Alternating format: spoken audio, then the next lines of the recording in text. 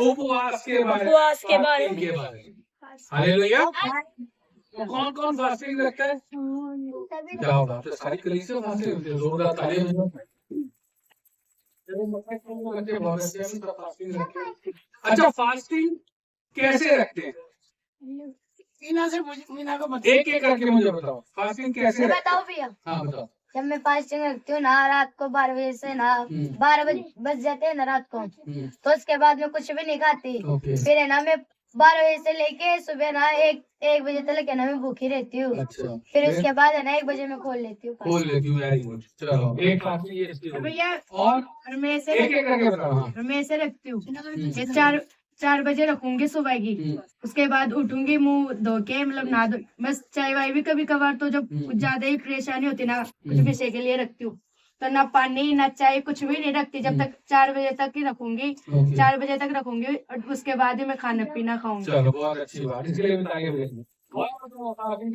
बताओ भैया। हाँ। मैं रात को तो मैं खाती हूँ 12 बजे के बाद भी मैं तो खाती हूँ, क्योंकि ना मुझे कैसे पता चल रहा है कि ना हम जैसे ना रेगुलर उपवास रखते हैं ना, तो उसमें फास्टिंग में नहीं खाना पड़ता है। एक दिन को होता है ना, तो उसमें हम सारी रात खा सकते हैं। पर मैं 12 बजे के बाद मैं खा लेती हूँ भैया, झूठ 12 बजे के बाद भी मैं खा लेती हूँ। सबसे ज्यादा ये नया उपवास है, मैंने आज सुना। भैया मैं बताती हूँ भैया, मैं सुबह उठ जाती हूँ ना, सुबह उठती हूँ ना तो मैं प्रार्थना कर लेती हूँ। प्रार्थना करने के बाद में प्रार्थना करती हूँ। जब उस दिन जब उपवास रहता है, कभी कभी ध्यान आ जाता है, कभी कभी शुक्रवार को ध्यान नहीं आता, क्योंकि मैं वो दवाई लेती हूँ ना थायराइड की। तो वो ललिता ने भी बोला था मुझे, तो मेरे पति ने क्या किया, मैंने प्रार्थना कर ली, मैं परमेश्वर के भजन सुन रही थी, तो उन्होंने एकदम से मेरे सामने चाय धर दी। मैं गाने सुनते सुनते मैंने ब्रेड खा लिया। फिर मैंने नहीं क्षमा मांगी मैंने प्रभु से। और वैसे तो उपवास ऐसे रखती हूँ, क्या मुझे याद रहता है कि आज का उपवास है, तो मैं सुबह उठती हूँ, प्रार्थना करती हूँ, प्रार्थना करके 1 बजे से लेके 1 बजे से 2 बजे तक 3 बजे तक खोल लेती हूँ उपवास। बहुत अच्छा। और कोई सकते हो? सबको जय मसीह की। जय मसीह। रखो, किसी को पता नहीं है। हाँ, ये होता है उपवास। बताओ।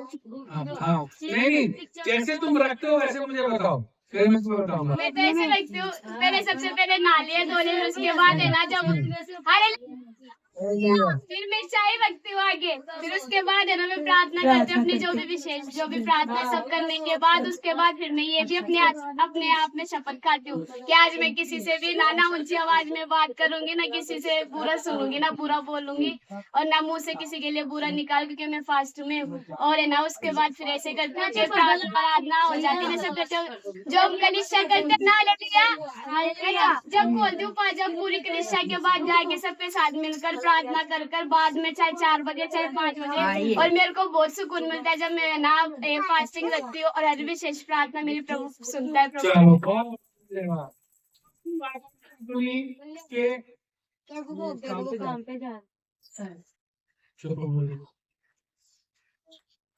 सबकी बातें हमने सुनी है, सबने अलग अलग तरीके से बताया, कोई कैसे उपवास रखता है, कोई कैसे उपवास रखता है, कोई कैसे उपवास रखता है, ठीक है।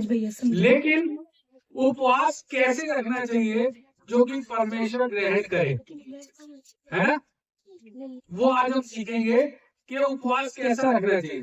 सिर्फ रोटी ना खाना उपवास नहीं होता है, उसको क्या कहते हैं? भूख हड़ताल। क्या कहते हैं? भूख हड़ताल। भूख हड़ताल।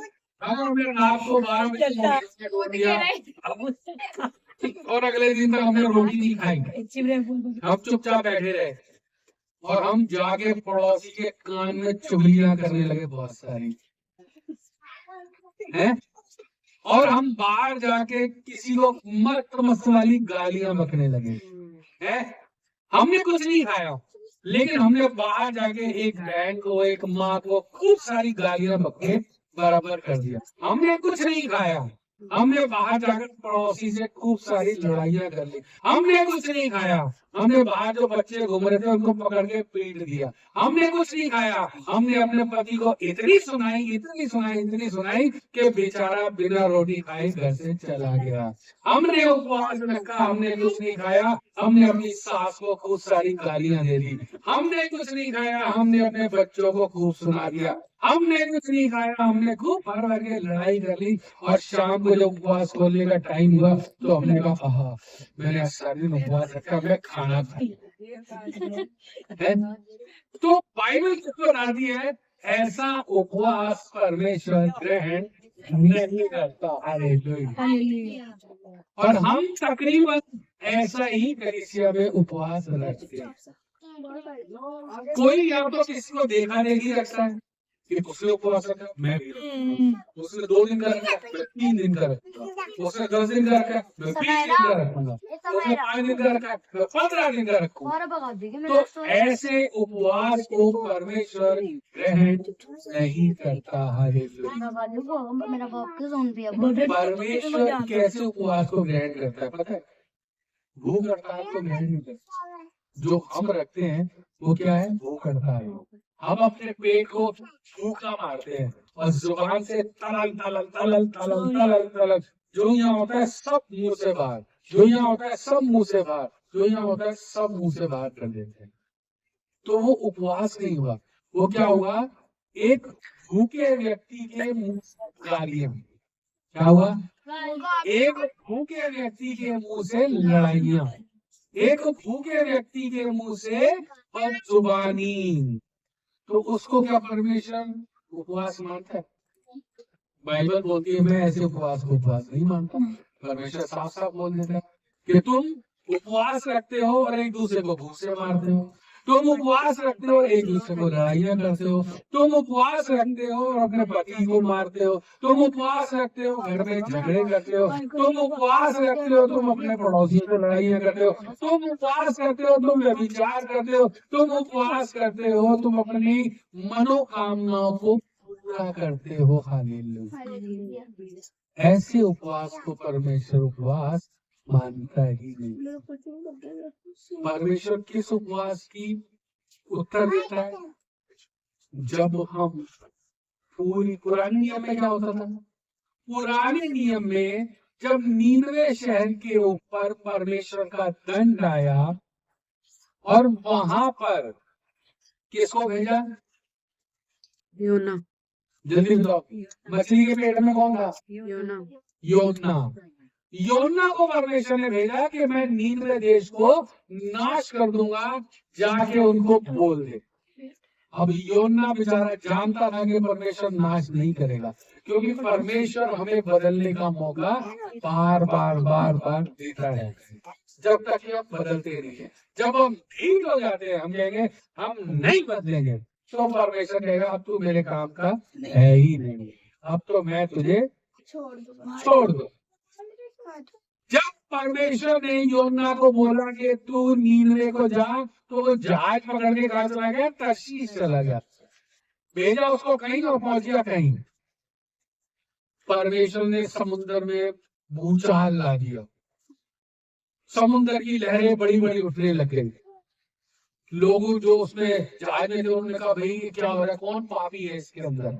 तो उसने बताया कि भाई मैं हूँ, मुझे परमेश्वर ने नीनवे के लिए जाने के लिए बोला था, लेकिन मैं तर्शीश को चला गया, मैं पापी हूँ, तो मुझे उठा के नदी में समुद्र में फेंक दो तो समुद्र शांत हो जाएगा। लेकिन किसी को पानी में फेंकना हत्या होती है ना? तो वहां के लोग बोलने लगे नहीं भाई हम हत्या नहीं करेंगे, तू तो नबी है, तेरी हम हत्या कर देंगे तो हम पाप के भागी हो जाएंगे। तो उसने कहा नहीं, तुम में कोई पाप नहीं आएगा, मैं परमेश्वर के न्याय से भाग रहा था, इसलिए ये समुद्र उछल रहा है, तो मुझे फेंक दो समुद्र शांत हो जाएगा। तब उन्होंने परमेश्वर की तरफ देखा, प्रार्थना की और उसको उठा के समुद्र में फेंक दिया, और समुद्र उसी वक्त क्या हुआ? शांत हो गया।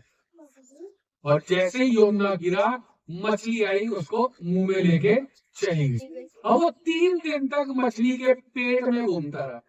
पता है, हम जब खाना खाते हैं तो हमारे पेट में एसिड बनता है जो हमारे खाने को पचा देता है ना? अगर हम चिकन खाते हैं, मटन खाते हैं, तो चिकन मटन इतनी जल्दी से पचता नहीं है, लेकिन हमारे शरीर के अंदर एक ऐसा केमिकल परमेश्वर ने बनाया है जो उस चिकन मटन को फटाफट गला देता है, और सुबह जब हम शौचालय जाते हैं तो हमारा पेट साफ हो जाता है। तब क्या हुआ, बेचारा वो मछली के पेट में था। अब सोचो वो केमिकल कितना उसको गलाने की कोशिश कर रहा हो, लेकिन वो गला नहीं। कितना गलाने की कोशिश कर रहा हो, 3 दिन 3 रात तक मछली के पेट में रहा, प्रार्थना करते रहा, परमेश्वर मुझे बचा ले, मुझे बचा ले, मुझे बचा ले। अब वहां पे योना को खाना तो मिल नहीं रहा, मिल रहा होगा, मछली के पेट में कोई बिरयानी ला के देगा उसको, कोई रोटी ला के देगा, कोई भटूरे खिलाएगा, कोई कचौड़ी खिलाएगा, कोई नहीं खिलाएगा। तो 3 दिन क्या किया उसने मछली के पेट में, प्रार्थना की और उपवास किया। 3 दिन तक वो सिर्फ उपवास करके प्रार्थना करता रहा, प्रार्थना करता रहा, प्रार्थना करता रहा। और फिर 3 दिन के बाद मछली ने उसको तट के ऊपर उगल दी। अब सोचो हम रात को चिकन मटन खाते हैं और सुबह पेट साफ हो जाता है। इतना जबरदस्त केमिकल हमारे अंदर है, और मछली के अंदर भी केमिकल तो हमसे जबरदस्त होता है, क्योंकि मछलियां बड़ी बड़ी तो खूब सारा मटन चिकन पता नहीं क्या क्या खा जाती है, जो कुछ मिलता है गड़प खा जाती है, और 1 सेकंड में उनके पेट में पिघल जाता है। लेकिन योना को खरोच तक नहीं है, हालेलुया। इसे कहते हैं उपवास। उसने सिर्फ 3 दिन तक ना कुछ खाया ना कुछ पिया, उपवास किया, और मछली ने उसको तट पे उगल दिया। और वो जब उसको उगल दिया तो वो उठा, समुद्र के पानी से नहाया धोया, फिर वो नीनवे देश में चला गया। और वहां जाके उसने क्या कहा कि परमेश्वर इस देश को नाश करने वाला है, 3 दिन में ये देश नाश हो जाएगा। अपने आप को बदलो और पश्चाताप करो, परमेश्वर से माफी मांगो। तो वो सब लोग जानते थे कि ये कौन है, योना है, भविष्यवक्ता है, ये सच बोलता है। तो उस देश के हर व्यक्ति ने, क्या छोटा क्या बड़ा क्या जानवर, सब ने उपवास रखा 3 दिन का।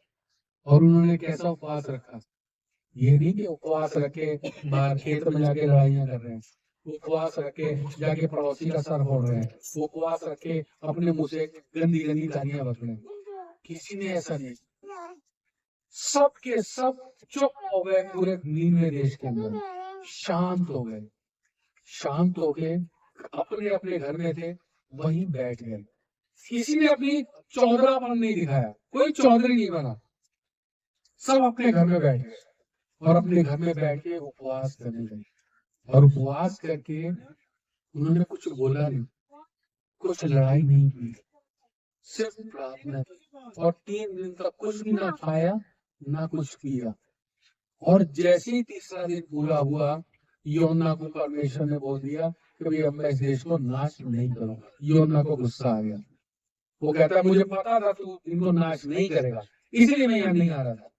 तब परमेश्वर ने क्या किया, योना सो गया, उसके पास से एक पेड़ उगा दिया और उसको बड़ा कर दिया रात ही रात में, और वो पेड़ को हवा देने लगा। योना को बड़ा मजा आया, योना सो गया।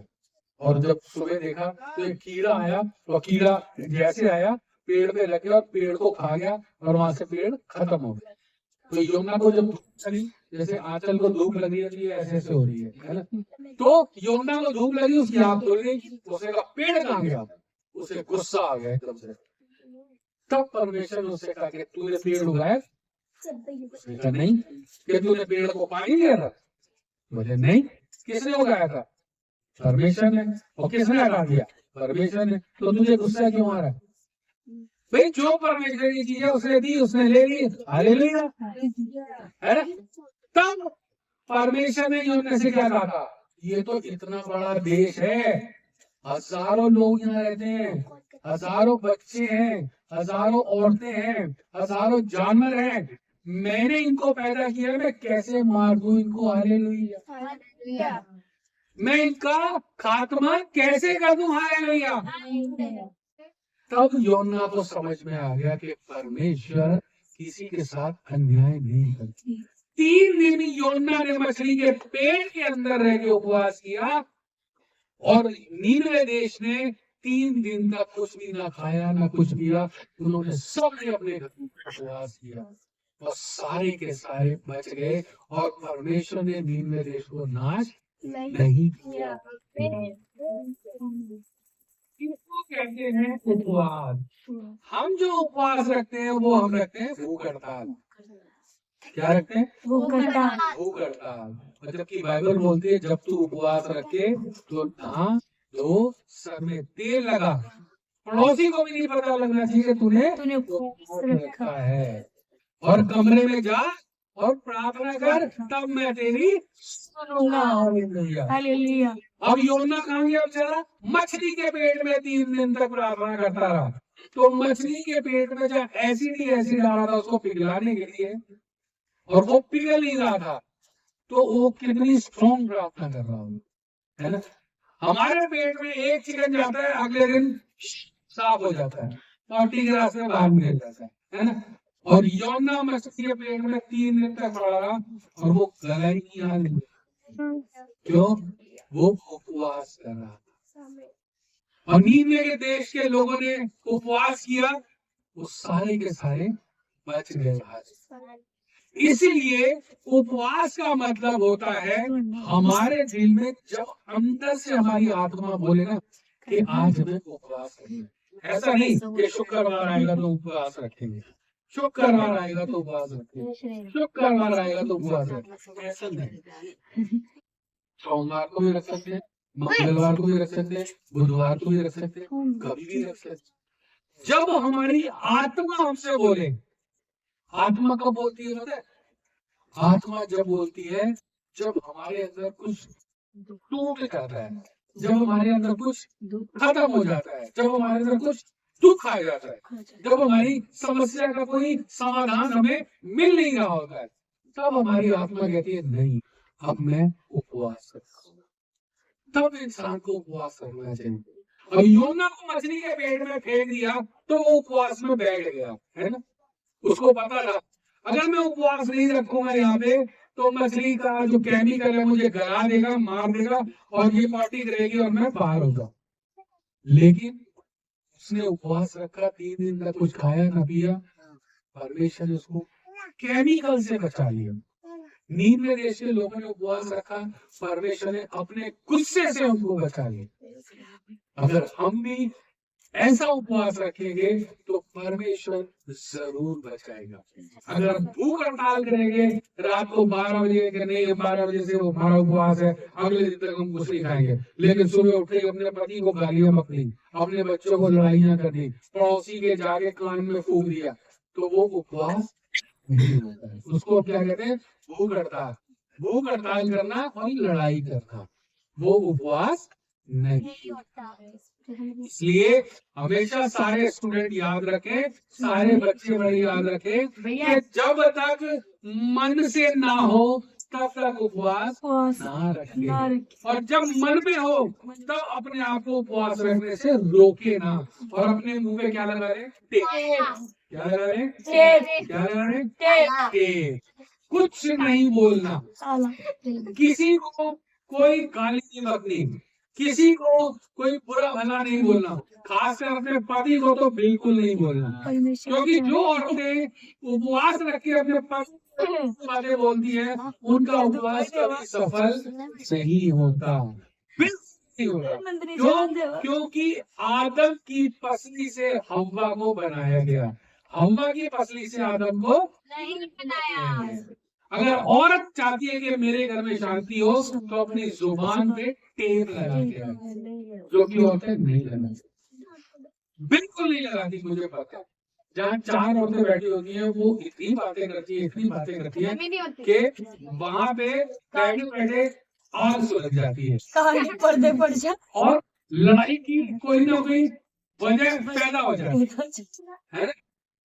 इसलिए विश्वासियों के लिए परमेश्वर ने कहा है उपवास रखो, लेकिन ऐसा रखो जो मुझे भाए, जो परमेश्वर को भाए, जिसे परमेश्वर पसंद करे, जिसे सुनकर, जिसे देखकर परमेश्वर आशीष दे। ये ना हो कि वो श्राप दे दे उल्टा, क्योंकि हमने उपवास रखकर अपने पति की माँ बहन एक कर दी, तो क्या परमेश्वर ग्रहण करेगा? उल्टा श्राप आ जाएगा जीवन पे। क्योंकि तुम एक तो भूखे पेट हो और अपने पति की माँ बहन एक ज्यादा करे जा रहे हो। सब परमेश्वर क्या कहेगा? तू मेरे दास को ऐसा कर रही है, मैंने जो तुझे पति दिया उसके साथ ही तू ऐसा कर रही है, तो दूसरों के साथ क्या करेगी? और आदमी भी ऐसा करते हैं, वो उपवास रख के कई बार अपनी औरतों को गाली बकते हैं, अपने बच्चों को गाली बकते हैं, लड़ाइयां करते हैं, वो भी गलत है। इसलिए ध्यान रखो, उपवास का मतलब भूखा रहना नहीं होता, उपवास हमारे मुंह का होता है। जब हम अपने मुंह पे चुप रहते हैं ना, तो हमें भूख भी नहीं लगती। कभी भी ध्यान रखना, जब हम चुप रहेंगे, शांत रहेंगे, हमें भूख नहीं लगेगी और हम शांति से उपवास रखने पाएंगे। लेकिन जब चर्चा करते रहेंगे तो हमें भूख भी लगती रहेगी, जुबान भी हमारी बहुत चलती रहेगी और हमारा उपवास ग्रहण नहीं होगा। इसलिए आज से ध्यान रखना, जिसने भी उपवास रखना हो, कैसा उपवास रखना है? जब मन की इच्छा करे जब रखना चाहिए। मन की इच्छा करे जब रखना चाहिए। और कैसा रखना चाहिए?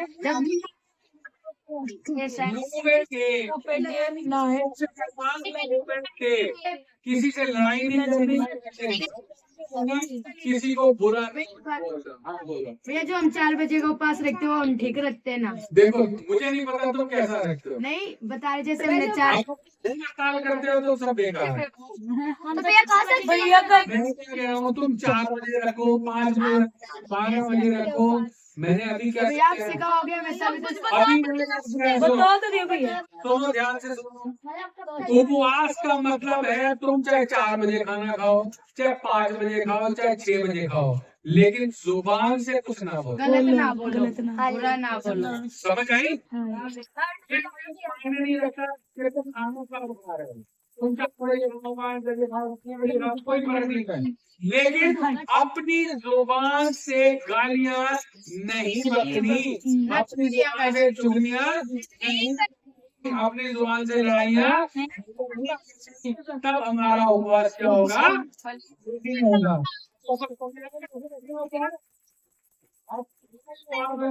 भी रखे, सोम मंगल बुध वीर शुक्र शनिवार कभी भी रखो, लेकिन मुंह का उपवास रखना। पेट का तो अपने आप हो जाता है, मुंह का रखना, बुरी बुरी बातें नहीं। तो समझ आया? चलो